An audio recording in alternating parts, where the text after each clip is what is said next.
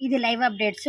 బర్నన్న దగ్గరికి దివ్య వచ్చి, "మీ టీమ్‌లో ఒకళ్ళు రెబెలు, మీ టీమ్‌ని తీసేస్తే మీ టీమ్‌లో అందరూ పోతారు, పోతారు, పోతారు" అనేసరికి బర్నన్నకి కోపమొచ్చింది.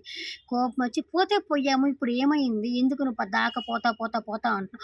పోతే పోయాంలే" అని చెప్పనన్నాడు బర్నన్న.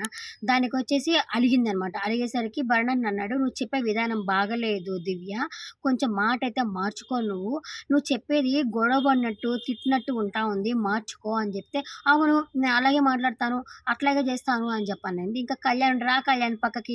ఆ అమ్మాయి ఒకటే తింటుందని" చెప్పి ఆ కళ్యాణ్ అయితే పక్కకి తీసుకెళ్ళిపోయాడు. ఇంకా బెడ్‌రూమ్‌లోకెళ్ళి పడుకొని చెప్తున్నాడు సుమనన్నకి, "చూడు సుమనన్న ఎలా మాట్లాడుతోందో అందరి ముందర. వాళ్ళంతా నాకెంత గౌరవం ఇచ్చి మాట్లాడతారు. అంటే నాకు రెస్పెక్ట్ ఇవ్వమని కాదు. కానీ ఆ అమ్మాయి మాట తీరింది దివ్య. అది అట్లా మాట్లాడుతా ఉంది. ఇప్పుడు సంజన గారి ముందర, మిగతా వాళ్ళందరి ముందర ఏదో కసినట్టు మాట్లాడుతా ఉంది. ఆ అమ్మాయి కొంచెం మానుకోవాలి కదా" అనేసరికి సుమనన్న, "అవును. కానీ అమ్మాయినేం అనబాకండి, ఫీల్ అయిపోతుంది" ఇది అని చెప్పి దివ్య గురించి చెప్తాడు. ఈ లోపల దివ్య అయితే అక్కడికొస్తుంది. వచ్చి, "ఏంటి నేనే పలకరించుకోవాలనా మీతోటి? మీరు నాతో మాట్లాడరా? నేనే పలకరించుకోవాలనా? అందుకే వచ్చేసా" అని చెప్పి వచ్చి మంచం మీద కూర్చొని ఆ కూర్చున్న తీరు కూడా బాలేదబ్బా! నాకెందుకో దివ్య బిహేవియర్ నచ్చట్లేదు. మీరు ఫ్యాన్స్ అనుకోండి, ఇప్పుడు మనం ఒక ఒక అతను పడుకో అంటే ఇలా కూర్చుంది.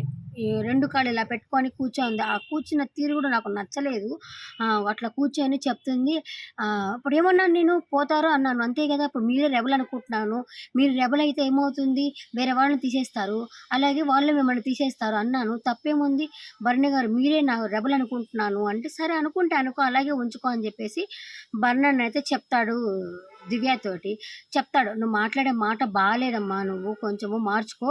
నువ్వు మాట్లాడేది ఎట్లా ఉంది అంటే ఏదో గొడవ పడినట్టుంది. నీ మాట పైకి అట్లా అనిపిస్తా ఉంది" అంటే, నేనేమన్నాను నేను?